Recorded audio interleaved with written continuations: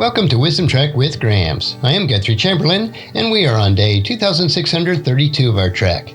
The purpose of Wisdom Trek is to create a legacy of wisdom, to seek out discernment and insights, and to boldly grow where few have chosen to grow before. In today's Wisdom Nugget, we'll continue our exploration of the powerful Psalm 68 in the New Living Translation, picking up our track on verse 7.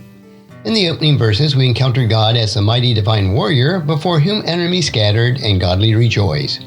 Now the psalmist takes us on a historical journey, recounting God's powerful leadership of Israel from their deliverance in Egypt through the wilderness and into the Promised Land. This section is rich with imagery that speaks of God's active presence and provision for His people throughout their history. Understanding this passage requires that we step back into the shoes of the ancient Israelites and appreciate the significance of the events as being described. These were not just historical facts, they were foundational to their identity and their understanding of God's character. Let's begin our trek through Psalm 68, reading verses 7 through 10. O God, you led your people into battle when you marched through the wastelands. The earth trembled and the heavens poured down rain. Before God, the God of Sinai, before God, the God of Israel, you sent abundant showers, O God, to refresh the weary land. Your own people finally settled there, and with bountiful harvest, O God, you provided for your needy people. The psalmist begins by recounting God's leadership. O God, when you led your people into battle, when you marched through the wastelands. This isn't a passive guiding from a distance, it's an active frontline leadership. The image of God, marching through the wasteland, evokes the Israelites' journey through the barren and dangerous wilderness after leaving Egypt. God Himself was their leader, present with them in the pillar of cloud by day and fire by night, according to Exodus chapter 13, verses 21 and 22. They weren't wandering aimlessly, they were on a divine march under direct command and the presence of God. The phrase, led your people into battle, reminds us that their journey was not without conflict. They faced enemies along the way, and God fought for them. The interlude again gives us a moment of pause to consider the weight of God's direct leadership in such challenging circumstances. When God marched, the earth responded. The earth trembled, and the heavens poured down rain before God, the God of Sinai. This powerful imagery likely refers back to the dramatic events at Mount Sinai, where God descended to give them the 10 Commandments in Exodus chapter 19. The earth quaked, there was thunder and lightning and thick clouds. The heavens poured down rain might be part of this fearful meteorological display accompanying God's presence, or it could also anticipate God's provision in the wilderness. The title, God of Sinai, specifically links the powerful manifestation to the covenant God made with Israel at the mountain. This God, the same powerful God of Sinai, also is the God of Israel, the God who entered into a special covenant relationship with His people. The psalmist then focuses on God's provision in the wilderness. You sent abundant showers, O God, to refresh the weary land. Your own people finally settled there.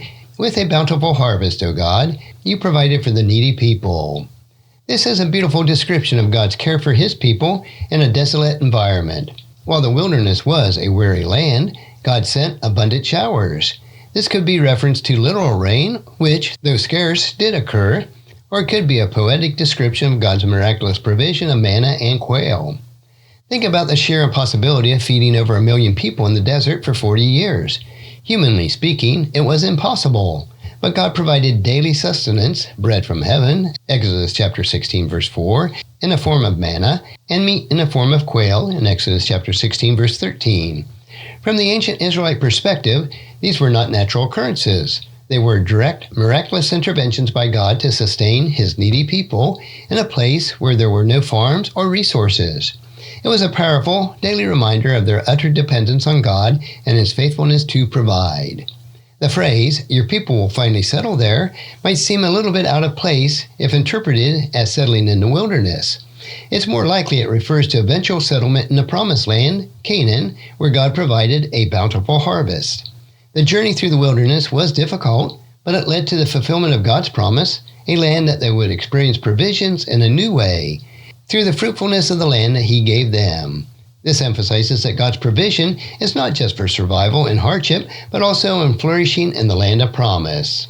Let's move on to verses 11 and 12.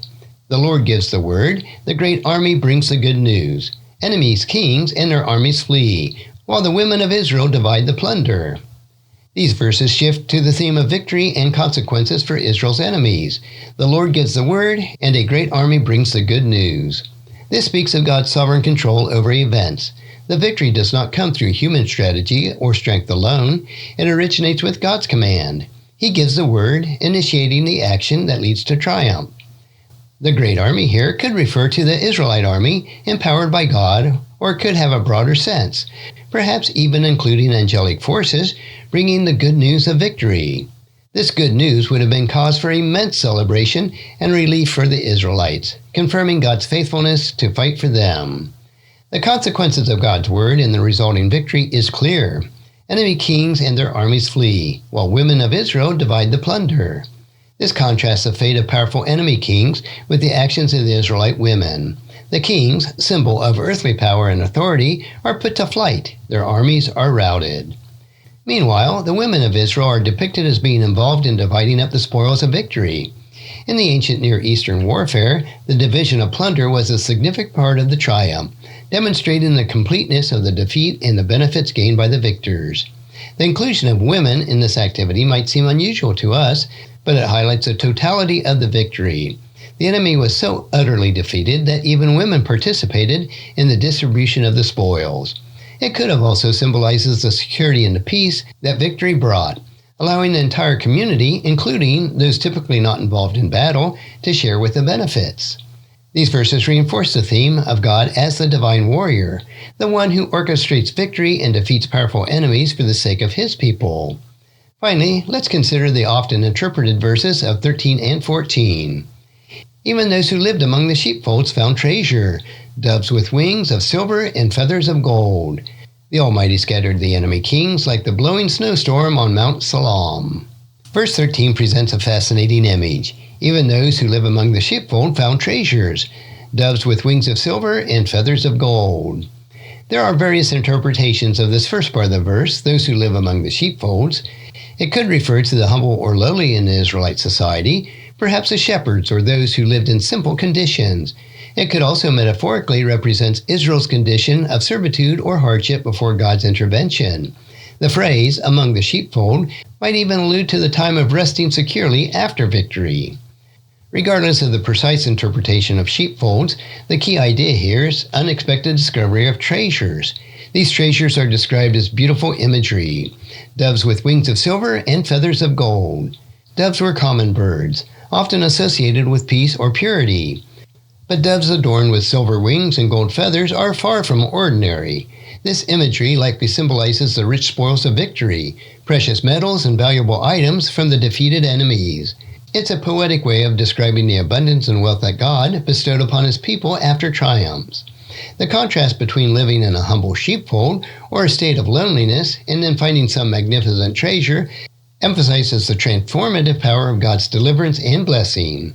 It speaks of God's ability to elevate the status of his people, bestowing upon them honor and wealth that they did not possess before.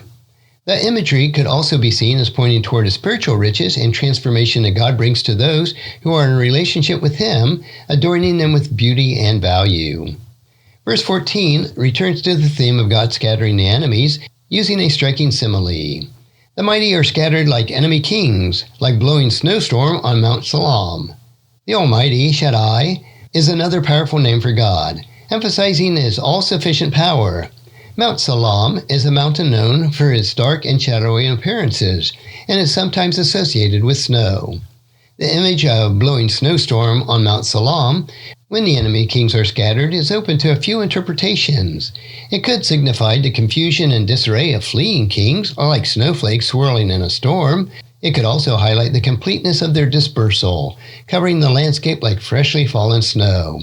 Or given Mount Salam's dark nature, the white as snow imagery might symbolize the stark contrast between the darkness of the defeated enemies and the purity of the triumph of God's victory. Another interpretation is that the bones of the slain enemies lay scattered on the battlefield like snow on the mountains. Regardless of the specific nuance, the image powerfully conveys a decisive and widespread victory of God's adversaries orchestrated by his mighty hand. Psalm 68 verses 7 through 14 provide a historical panorama of God's powerful and faithful leadership of Israel. From the trembling earth at Sinai to the provisions in the wilderness, the victories over enemies king, the resulting prosperity, these verses paint a picture of God who is intimately involved in the life and destiny of his people. What wisdom can we draw from this part of the psalm in our trek for today? Firstly, it reminds us that God leads his people, not always on easy paths, but always in his presence and power. Even in the wasteland of our lives, we are not alone. He is marching with us, guiding us through the challenges. Secondly, it highlights God's abundant provisions, often in unexpected ways in desolate circumstances. Just as he provided manna in the wilderness, he meets our needs in ways that might not be anticipated. Our dependence on him, our all-sufficient God. Thirdly, it reinforces the truth that victory over our enemy kings, whatever form that might take in our lives, be it fear, doubt, or challenging circumstances, all come from the Lord. When God gives the word, scattering occurs, and we can experience the blessing that follows. And finally, the imagery of finding treasures and being adorned with silver and gold reminds us of the transformative power of God's work in our lives, bringing beauty and value, even out of the humble or difficult situations. Let's trust God who led Israel through the wilderness, the God who provides abundantly, the God who scatters our enemies, leading us in the place of blessing and transformation. Thank you for joining me for this insightful trek through Psalm chapter 68, verses 7 through 14. I trust that reflecting on God's powerful leadership and provision has encouraged you today. Join me again the next time as we continue our journey through the wisdom found in God's Word. And if you found this podcast insightful, please subscribe and leave us a review. Then encourage your friends and family to join us and come along with us tomorrow for another day of Wisdom Trek, creating a legacy. Thank you so much for allowing me to be your guide, your mentor, and most importantly, I am your friend as I serve you through the Wisdom Trek podcast and journal. As we take this trek of life together, let us always live abundantly, love unconditionally, listen intentionally, learn continuously, lend to others generously, lead with integrity, and leave a living legacy each day. I am Guthrie Chamberlain, reminding you to keep moving forward, enjoy your journey, and create a great day every day. See you next time for more daily wisdom.